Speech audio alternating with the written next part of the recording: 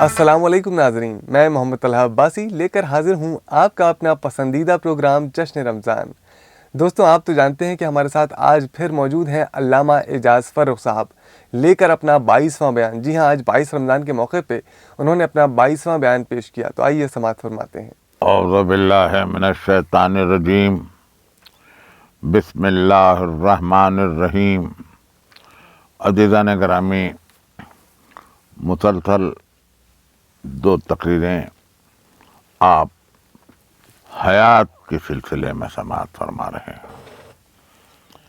آج ایک اور زاویے سے اس فکر کو ترقی دینا مقصود ہے، اور زاویہ یہ ہے کہ انسان کی زندگی میں جو سب سے ضروری شے ہے، جو ضروری کیفیت ہے، وہ ہے یقین۔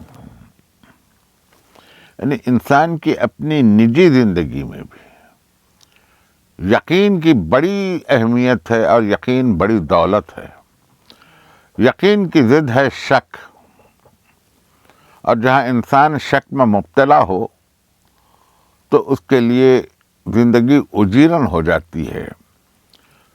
عام زندگی میں بھی انسان کو اگر اپنی اولاد پر یقین نہ ہو، بھائی پر یقین نہ ہو، خاندان پر یقین نہ ہو، ملازم پر یقین نہ ہو، اطراف و اکناف پر یقین نہ ہو، ہمسائے پر یقین نہ ہو، ماحول پر یقین نہ ہو، تو کیفیت یہ ہوتی ہے کہ وہ ہر آن ہول میں مبتلا رہتا ہے۔ دیکھیے، میں نے خوف کا لفظ استعمال نہیں کیا، ہول میں مبتلا رہتا ہے۔ ہول اس کو کہتے ہیں کہ آگے بڑھوں یا پیچھے ہٹ جاؤں، دہنے جاؤں کہ بائیں جاؤں، چل پڑوں کہ رک جاؤں۔ یقین انسان کو اس شک کے دھندلکے سے ہٹا لیتا ہے۔ اسی لیے جب آغاز قرآن ہوا تو سب سے پہلے اسی پر توجہ دی گئی، الف لام میم ذالک الکتاب لا ریب فیہ، وہ کتاب جس میں کوئی شک نہیں ہے۔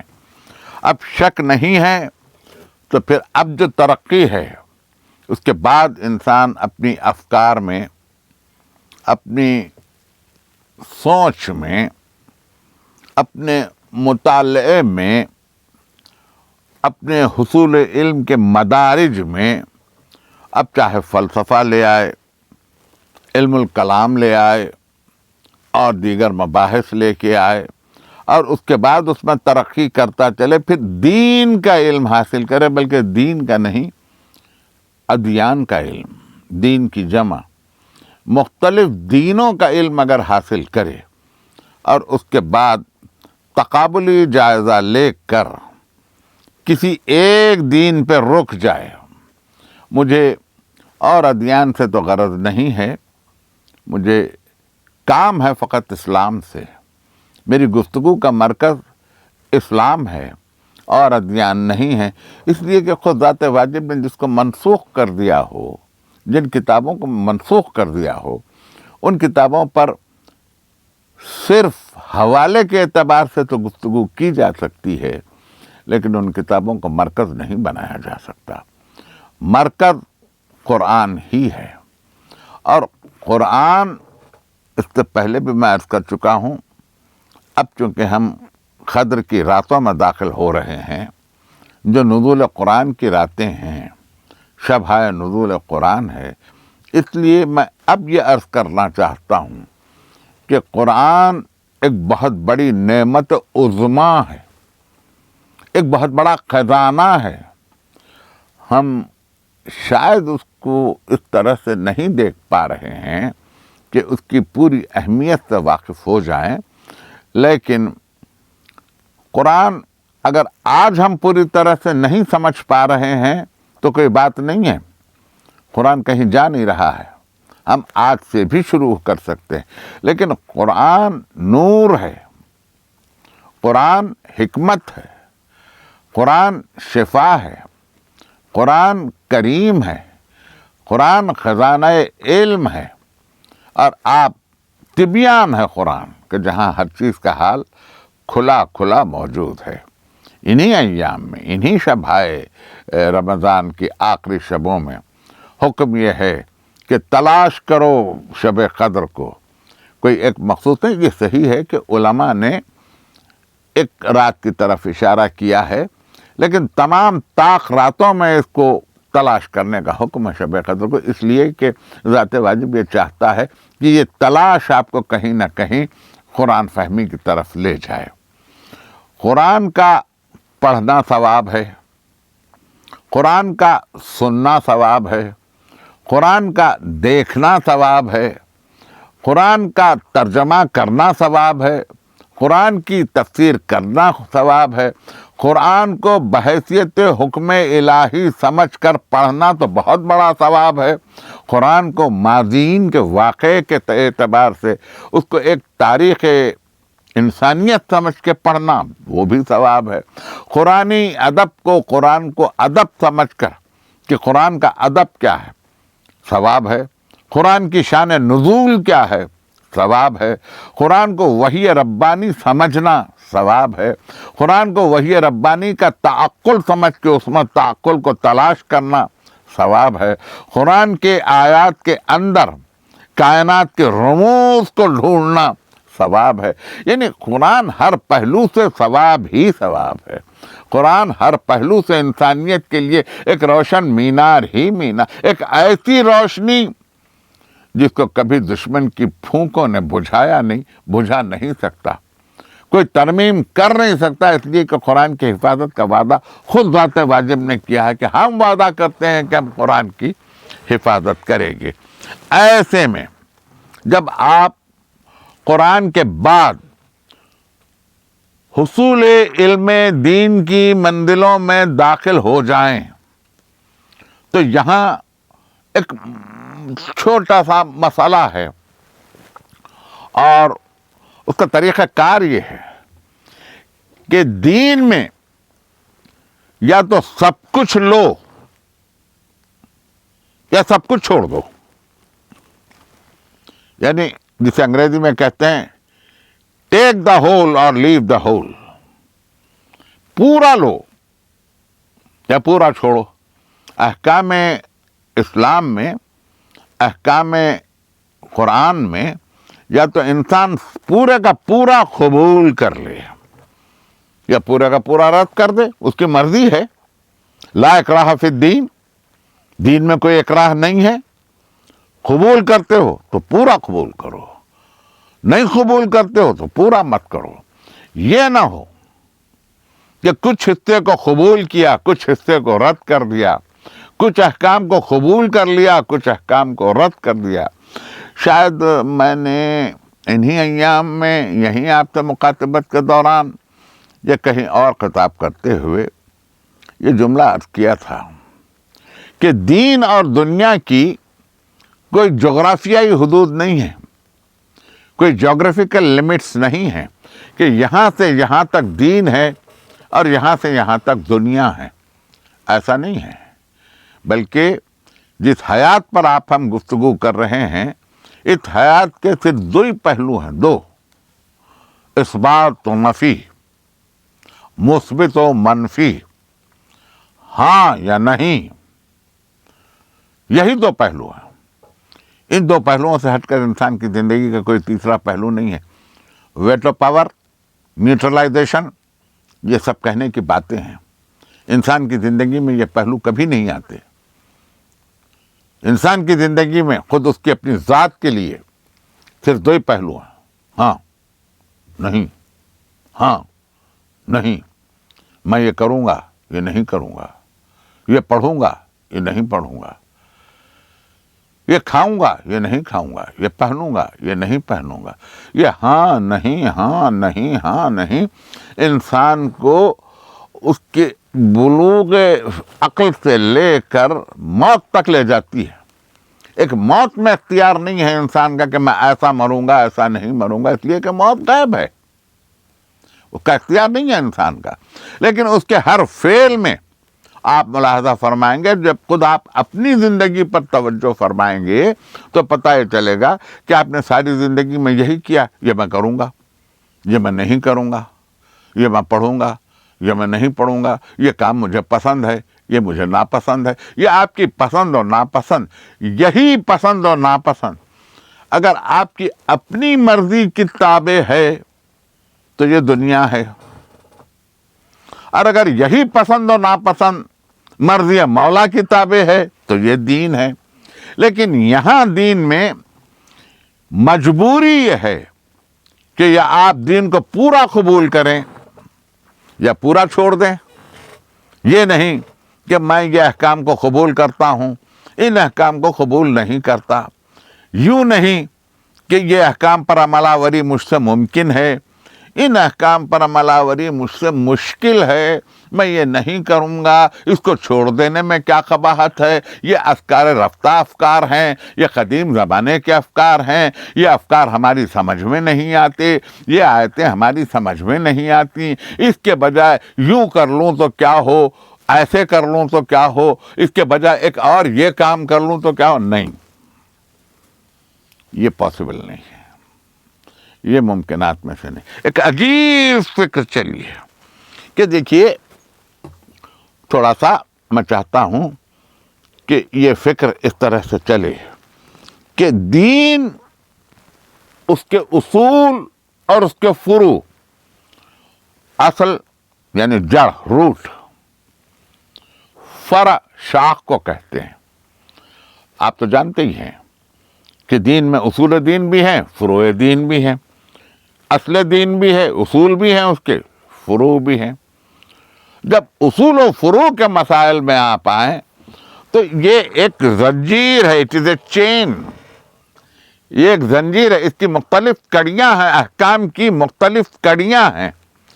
یہ نہیں ہو سکتا کہ آپ اس میں سے کسی کڑی کو نکال کر الگ کر دیں, تو پھر تو ساری زنجیر بکھر جائے گی. یہ احکام کا ایک سلسلہ ہے. انسانی حیات میں احکام کا ایک سلسلہ ہے, اس کا ایک دوسرے سے ایک ربط ہے.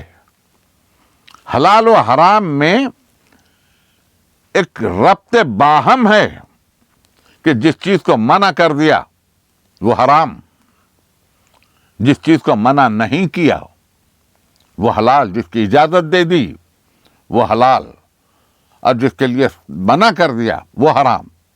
اب یہ بات ممکنات میں سے نہیں ہے کہ دیکھیے, پوری نظام کائنات میں ایک سسٹم ہے, پوری کائنات کا اپنا ایک سسٹم ہے. کائنات کوئی ایک اکیلی زمین کا نام نہیں ہے, ان گنت سیارے ہیں, ان گنت ستارے ہیں جو اپنے اپنے مقام مقرر پر, وقت مقرر پر, اپنی اپنی حرکت میں اپنے اپنے مقام پر موجود ہیں. یہ نہیں ہو سکتا کہ ایک چاند کو ہٹا لیا جائے اس نظام سے, ایک سورج کو ہٹا لیا جائے اس نظام سے, ایک پلانٹ کو ہٹا لیا جائے اس نظام سے. کیا خیال ہے آپ کا؟ اگر ایسا ہو جائے نظام قدرت میں تو کوئی ایک چیز ہٹ جائے تو کیا یہ کہکشاں, یہ گیلیکسی, یہ کائنات باقی رہے گی؟ کائنات میں ہر چیز ایک دوسرے سے مربوط ہے. میرے سننے والے بڑی اعلیٰ سماعت کا ثبوت دے رہے ہیں, اور مجھے مسلسل ٹیلیفونز بھی آ رہے ہیں اس سلسلے میں. آج میں اس سلسلے میں آپ سے ایک نازک بات کہنا چاہتا ہوں. اب چونکہ میرے پاس تقریریں کم ہیں, میں آپ کے فہم پہ پورا بھروسہ کرتا ہوں. ایک نازک بات کہنا چاہتا ہوں. یہ کائنات اتنی مربوط ہے, ایک دوسرے سے پیوست ہے, ایک دوسرے سے اتنی لنکڈ ہے کہ اگر شاخ سے پتا ٹوٹے تو تارے میں جنبش ہو جائے. بظاہر سننے میں آپ کو یہ بات تھوڑی سی عجیب محسوس ہو رہی ہے, لیکن جس قدرت پروردگار نے تخم سے پودا پیدا کیا, زمین نے مزاحمت کی تخم کی, بیج کی. حیات کی گفتگو کر رہا ہوں میں, نبات کی بھی حیات ہے. ایک تخم کو زمین میں بو کر اس پر مٹی ڈال دی گئی, مٹی مزاحمت کر رہی ہے, لیکن تخم اس مزاحمت کو ہٹا کر زمین کا سینہ چیر کے جب بلند ہوتا ہے تو کونپل پھوٹتی ہے. ये कौपल बड़ी, पौधा हुआ, ये पौधा बढ़ा, शजर बना, अब बरगोबार भी हैं, पत्ते भी हैं, फूल भी हैं, कलियां भी हैं। कभी आपने देखा होगा कि जब फूल खिल जाए तो फूल की हर पंखड़ी में एक नस है जिसे रगे गुल कहा जाता है। उर्दू में इसे रगे गुल कहते हैं। रगे गुल में एक सयाल दौड़ रहा है, जैसे इंसान के बदन में खून की रवानी है, ऐसे फूल की पंखड़ी में, रगे गुल में एक सयाल की रवानी है जो उसे शादाब भी रखता है और जो उसे मुरझा भी देता है। अज़ीज़ान गिरामी, आपसे गुफ्तगू करते हुए मुझे लुत्फ भी है और थोड़ा सा मैं रुकता भी हूँ। हवा से बढ़कर कौन मुनाफिक होगा जो सुबह कलियों को चूम कर जगह भी देती है और शाम ढले अपने तेज नाखूनों से उनको नोच कर रिस्क ज़मीन भी कर देती है। फूल की ज़िंदगी कितनी, कली खिली, गुंचा बनी, गुंचा बना, फूल, गुंचा खिला, फूल बना, और फूल कभी किसी सहरे के बीच गूंज गया तो तकदीर पर इतराया, और कभी किसी जनाजे की भेंट चढ़ गया तो फिर वो भी उसकी अपनी तकदीर थी। मगर उस फूल को क्या कहिए कि जिसकी तकदीर में न किसी का सहरा था, न किसी का जनाजा था, न किसी की कब्र थी। ये है मुकद्दरात। मगर जिंदगी तो जिंदगी है। जोश मलियाबादी ने एक अजीब रुबाई कही कि गुंचे तेरी जिंदगी पे दिल हिलता है, बस एक तबस्सुम के लिए खिलता है। गुंचे ने कहा हंस के चमन में, बाबा ये एक तबस्सुम भी किसे मिलता है। ये है हयात, ये है हयात। बड़ी मुख्तसर सी है हयात। कायनात की पूरी जिंदगी की रोशनी में अगर आप देखें तो हमारी हयात बहुत मुख्तसर है। तो मैं अर्ज ये कर रहा था कि इस पूरे निज़ाम से जहां मुक़द्दर कर दिया है हर चीज का, उस मुक़द्दरात में से किसी वजूद को हटा लेने के बाद निज़ाम शमसी का बाकी रहना मुश्किल हो जाता है।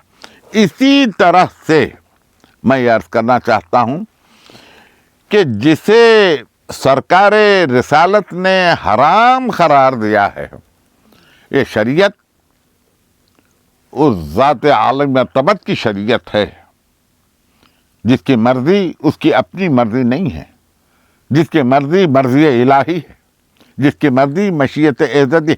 उसने हराम नहीं किया, खुदा ने हराम किया। उसने हलाल नहीं किया, खुदा ने हलाल किया। उन्होंने हलाल नहीं किया, खुदा ने हलाल किया। खुदा ये चाहता था। अब जो कुछ हुआ, जो इल्म ज़ात वाजिब ने नबूवत को दिया, उस इल्म में शय को देखा, शय की माहियत को देखा, उसके पूरे अज्जाए तरकीबी को देखा, उसके असर को देखा, फिर इंसान के पूरे वजूद को देखा, उसके पूरे सिस्टम्स को देखा, उसके असबी निज़ाम को देखा, उसके लहू की रवानी को देखा, उसके बदन की साख्तियात को देखा, एक एक बूंद लहू की कितने खलिए हैं उसको देखा, कहाँ अलालत है वो देखा, कहाँ सेहत है वो देखा, सेहत बदन को देखा, अलालत बदन को देखा। अलालत बदन को देखा तो तिरयाक बतलाया, सेहत बदन को देखा तो हुदूद कायम की, अखलाकियात को देखा तो हुदूद कायम की, मुआशरे के एतबार से हुदूद बनाए, रहन सहन में ज़िंदगी के आदाब बतलाए, करके बतलाया, सिर्फ ज़बान से नहीं, करके बतलाया, हर हर कदम पे करके बतलाया। और उसके बाद कहा कि पूरे निज़ाम में जो मखलूक़ात हैं उन पूरे मखलूक़ात पे निगाह रख के कहा कि ये मुफीद है, ये मुदिर है, ये हलाल है, ये हराम है। अब मैं अर्ज करना चाहता हूँ एक बहुत अहम जुमला, और इस जुमले में मैं नहीं चाहता इस जुमला अदा करने के बाद इस जुमले की मैं शरह करूं, मैं नहीं चाहता। मैं चाहता ये हूं कि इसकी शरह खुद आप करें, اگر کل بوقت اشاعت دین سرکار رسالت مآب نے کسی چیز کو انسان کے لیے حرام قرار دے دیا تھا تو آج کسی کو جرأت نہیں ہونی چاہیے یہ کہنے کی کہ یہ اس وقت حرام تھا، وہ دور ایسا تھا، وہ ماحول ایسا تھا، وہ اطراف و اکناف ایسے تھے، وہ لوگ ایسے تھے، اس لیے اس چیز کو حرام قرار دیا۔ آج ترقی یافتہ دور ہے، اب وہ حرام حلال ہو چکا تو یہ پسندیدہ نہیں، یہ ممکن ہی نہیں ہے، یہ ناممکنات میں سے ہے۔ شریعت محمدی جس طرح سے قرآن ابد تک جا رہا ہے، اسی طریقے سے شریعت محمدی بھی ابد تک جائے گی۔ اس میں خلل ممکن نہیں ہے، اس میں انحراف ممکن نہیں ہے، اس میں کسی کا دخل ممکن نہیں ہے۔ آپ فتویٰ جاری کر لیں لیکن فتویٰ بنیاد کرے سیرت محمد مصطفیٰ صلی اللہ علیہ وسلم پر، اس کا فہم پیش کریں۔ آپ اپنی مرضی سے کچھ نہیں کر سکتے۔ اس طرح کل تک کے جو حرام تھا وہ آج حلال ہو جائے، کل تک کے جو حلال تھا وہ آج حرام ہو جائے۔ دیکھیے مجھے تھوڑا سا احتیاط کرنی پڑتی ہے، الفاظ کی بہت زیادہ نگرانی بھی کرنی پڑتی ہے، اس لیے کہ خیال خاطر احباب چاہیے ہر دم انیس ٹھیس نہ لگ جائے آپ جینوں کو۔ ہم جس ملک میں رہ رہے ہیں اس کا ایک دستور ہے، اس کے قوانین بھی ہیں، یہ مسلم ہیں۔ اگر آپ کو اس ملک میں رہنا ہے تو آپ کو اس دستور کی پابندی کرنا ہے، ان قوانین کا احترام کرنا ہے، یہ بات طے ہے۔ لیکن اگر یہ قوانین، ان قوانین میں سے کوئی قانون، اس دستور میں سے کوئی دستور اگر شریعت محمدی سے ٹکراتا ہے، بے شک آپ قانون اور دستور کا احترام کریں، لیکن اگر شریعت محمدی سے ٹکراتا ہے تو اس وقت آپ کے لیے یہ ضروری ہے کہ شریعت کا خیال کریں۔ بس میں اتنا ہی کہہ سکتا ہوں، اس کے آگے میں کچھ نہیں کہہ سکتا۔ اب یہ کہ کس فقہ میں یہ جائز ہے اور کس میں نہیں ہے اور کس طرح سے ہونا چاہیے، یہ علماء کا مسئلہ ہے، یہ میرا مسئلہ نہیں ہے، اس پر علماء غور کریں۔ لیکن میں اتنا جانتا ہوں کہ جس کو ذات ختمی مرتبت نے حرام قرار دے دیا وہ قیامت تک کے حلال نہیں ہوگا۔ شاید انہی دنوں کی کسی تقریر میں میں نے یہ بات کہی تھی، لیکن آج خود میں اپنی ہی تقریر سے اس جملے کو مستعار لے کے آپ کی خدمت میں پیش کیا چاہتا ہوں، اور اس کے بعد دیکھو رخ بدلوں تقریر کا اور اس کو ایک انتہا پہ لے جاؤں۔ جملہ یہ ہے کہ آپ جانتے ہیں بہت سارے جانوروں کو حرام قرار دیا، اس میں سے ایک بدصفت جانور ایسا بھی ہے جس کو قطعی حرام قرار دیا۔ آپ جانتے ہیں، احتیاطاً آپ اس کا نام بھی نہیں لیتے، کسی انسان کو اس جانور کے نام سے پکاریں تو وہ اس کے لیے گالی بن جائے، یعنی انتہائی نجس جانور۔ اور وجہ کیا؟ وجہ ہم کو پوچھنے کی جرأت نہیں ہے، تاب نہیں ہے، مجال نہیں ہے، طاقت نہیں ہے۔ لیکن جب سائنسی ترقیات آگے بڑھتی ہیں اور دنیا مصروف ہے وجوہات کو جاننے میں، علم کی ترقی ہے، علم سے روکا نہیں ہے، جہاں روکے۔ دیکھیں جب مائکرو بایولوجی نے اس کا انالائسس کیا تو پتہ یہ چلا کہ خنزیر میں، اس جانور میں یورک ایسڈ بدرجہ اتم پایا جاتا ہے، جس کی وجہ سے ایک تو وہ جوڑوں کے درد میں مبتلا رہتا ہے، اور دوسری بات یہ ہے کہ اس میں ایک بد صفت ایسی پیدا ہو جاتی ہے کہ یوں تو جانوروں کے درمیان رشتوں کا احترام نہیں ہے، لیکن اس کا گوشت کھانے والے حرام رشتوں کا خیال نہیں رکھتے۔ آج آپ مغربی ممالک کو دیکھیں، انتہائی مشرقی ممالک کو دیکھیں، میرا مطلب فار ایسٹ اور فار ویسٹ سے ہے، ان کو دیکھیں کہ جہاں ان کو رشتوں میں احتیاط کی تمیز نہیں ہے، جس بے غیرتی کا، بے حیائی کا مظاہرہ ہے، وہ کن کن اثرات سے ان کے وجود میں پہنچا ہے، اور پھر اس کے بعد توارث نسلی میں نسلاً بعد نسل، قبیلاً بعد قبیلین، جیلاً بعد جیلین، کس طرح سے ان کی نسلوں میں پہنچتا جا رہا ہے، یہ طیب نہیں ہے۔ میں گفتگو کر رہا ہوں حیات طیبہ پر، یہ تیسری میری تقریر ہے، یہ طیب نہیں ہے۔ میں انشاءاللہ اگلی تقریر میں شاید اس کو کچھ کھول کے عرض کر سکوں، لیکن آج کی حد تک میں چاہتا ہوں کہ یہ بات پیش نظر رہے کہ ہر انسان کا ایک رخ حیات ہے، اس کی زندگی کا ایک ڈائریکشن ہے، ایک رخ حیات ہے، اور وہ رخ حیات یوں ہے کہ اگر اس کی فکر، انسان زندہ ہے تو اس کی فکر بھی ہے، اگر اس کا رخ حیات مادیت کی طرف ہے تو اس کا انجام بھی مادہ، اس کی فکر کا انجام بھی مادہ۔ انسان کا رخ حیات اگر مال و دولت کی طرف سے ہے،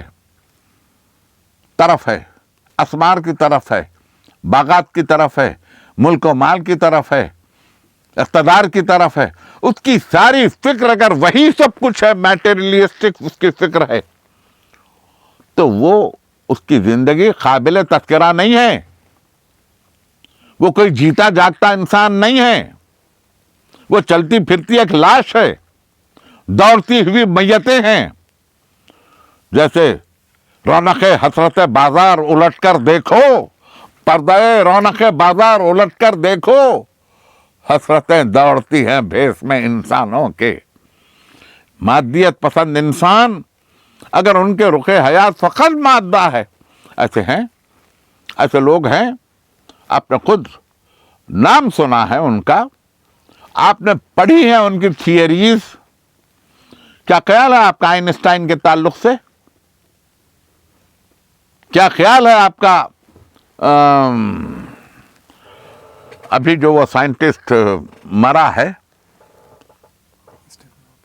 جس نے بلیک ہول کو دریافت کیا تھا، اسٹیفن ہاکنگ، کیا خیال ہے اس کے تعلق؟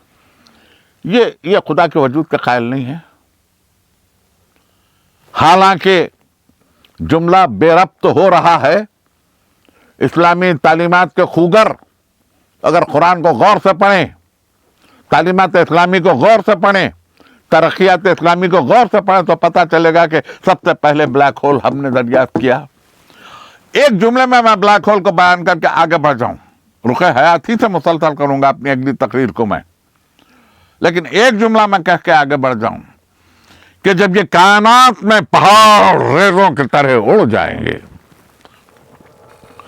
سمندر جھاگ بن کے اڑ جائے گا، پہاڑ ریزہ ریزہ ہو کے بکھر جائیں گے، یہ زمین زلزلے کی صورت میں بکھر جائے گی، تناور درخت اکھڑ جائیں گے، اور مائیں اپنے دودھ پیتے ہوئے بچوں کو چھوڑ کر پناہ کی تلاش میں نفسا نفسی کے عالم میں نکل پڑیں گی۔ اس وقت جب سورج ایک سیاہ حلقہ بن جائے گا، بجھ جائے گا یہ سورج کا چراغ، اور وہ ایک حلقے کی صورت اختیار کر لے گا۔ جب زمین سے میتیں اٹھائی جائیں گی تو وہ روحیں جو نیک ہیں، جن کا رخ حیات خالق کی طرف تھا، اس کے درمیان سے یوں گزر جائیں گی جیسے ان کو علم نہ ہو۔ اتنی سی بات ہے، غور طلب بات، میں یہی کہنا چاہتا ہوں۔ مادیت انسان کو کچھ نہیں دیتی، مادہ پرست یوں ضائع ہو جاتے ہیں کہ جیسے کوئی چیز تھے ہی نہیں، اور انسان مر جائے تو اس کے تعلق سے قرآن کیا کہتا ہے، یہ میں آپ سے کل کی تقریر میں عرض کروں گا۔ خوش رہیے، آباد رہیے، قدر کی راتیں آپ پر برکتیں نازل کریں۔ شکریہ، खुदा हाफिज। दोस्तों आप सुन रहे थे अल्लामा एजाज फर्रुख साहब का 22वां बयान। जी हाँ, आज 22 रमज़ान के मौके पर उन्होंने ये बयान पेश किया। बहुत ही खूबसूरत बयान और बहुत ही हकीकत बयान करता हुआ बयान। आपके जहन में यकीनन कई सवाल आए होंगे। अगर आए हैं तो नीचे कमेंट बॉक्स में वो सवाल हमसे ज़रूर पूछें। आज के लिए इतना ही। खुदा हाफिज।